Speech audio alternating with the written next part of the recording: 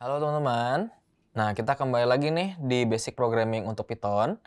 Untuk materi kali ini, saya akan masih membahas tentang repetition sama seperti sebelumnya. Cuman yang membedakan adalah kali ini kita menggunakan cara berbeda.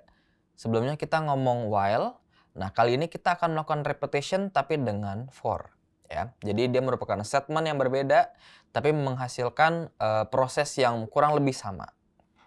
Nah, yang akan kita pelajari kali ini adalah pertama, penjelasan dari for statement itu sendiri. Kemudian kedua, cara penggunaan for dengan menggunakan range. Kemudian ketiga, kita ketika menggunakan for untuk sebuah list.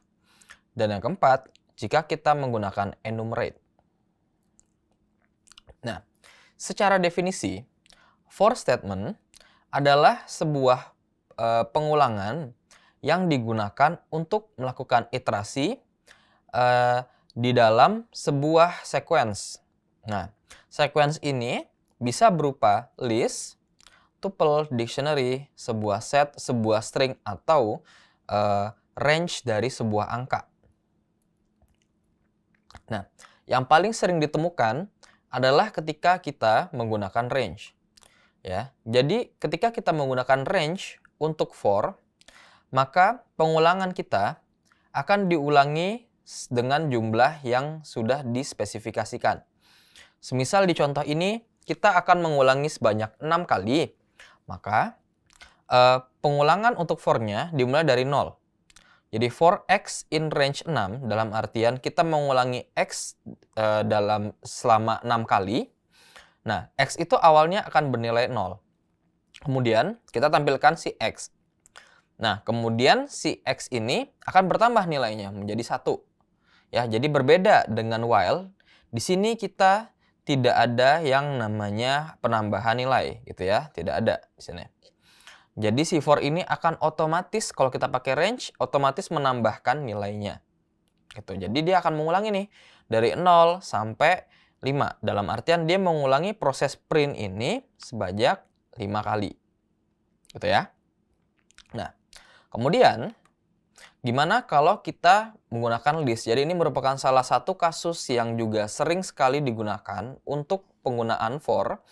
Jadi kalau kita mengulangi, kalau kita melakukan iterasi untuk for di dalam sebuah kumpulan data atau list gitu ya. Jadi nanti ada tipe data list, setelah ini kita bahas. Nah, nilai dari iteratornya itu akan berganti menjadi anggota dari listnya. Kalau tadi misalkan kan kita for x in range gitu ya. In range misalkan 6. Nah, tadi x itu akan berganti dari 0, 1, 2, 3 sampai intinya pengulangannya 6 kali aja gitu kan. Nah, kalau di sini x ini adalah elemen atau anggota dari listnya. Jadi pertama x itu dia akan mengambil si apple, kemudian dia berganti menjadi si banana, kemudian mengganti si cherry gitu. Ya. Nah, inilah yang terjadi kalau si for itu kita implementasikan untuk sebuah kumpulan data. Ya. Nah, kemudian yang terakhir adalah kalau kita menggunakan for-nya untuk enumerate. Nah, maksudnya gimana sih? Jadi kalau kita tadi, kan kalau di sini kita menggunakan for-nya untuk mengambil elemen dari list. Hanya saja di sini kita nggak tahu nih elemen keberapa dia, gitu kan? Ini iterasi keberapa, gitu. Nah, salah satu caranya adalah menggunakan fungsi enumerate. Nah, fungsi enumerate ini akan membantu kita untuk mengetahui sekarang kita pengulangan keberapa, elemen keberapa. Ya, nah, berbeda dengan for biasa, untuk enumerate kita memerlukan satu variabel baru yang menyimpan nilai posisinya sekarang, enumerasinya sekarang. Ya, nah di sini itu ada di variabel pertama ini. Kemudian elemen dari listnya itu ada di variabel kedua. Nah, jadi misalkan kita lakukan for i, x in enumerate fruits, maka i-nya awalnya 0 dengan x-nya adalah apple. Kemudian i-nya jadi 1 dan x-nya menjadi banana, kemudian i-nya jadi 2, x-nya menjadi cherry. Ya. Nah, begitu adalah contoh untuk penggunaan for secara sederhana ya teman-teman ya. Dan berikut adalah referensi untuk materi kita kali ini.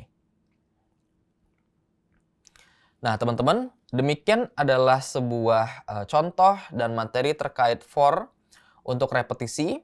Jadi for ini bisa teman-teman gunakan untuk mengulangi data seperti while atau mengakses data, terutama untuk pengulangan yang sudah dispesifikasiin berapa kali.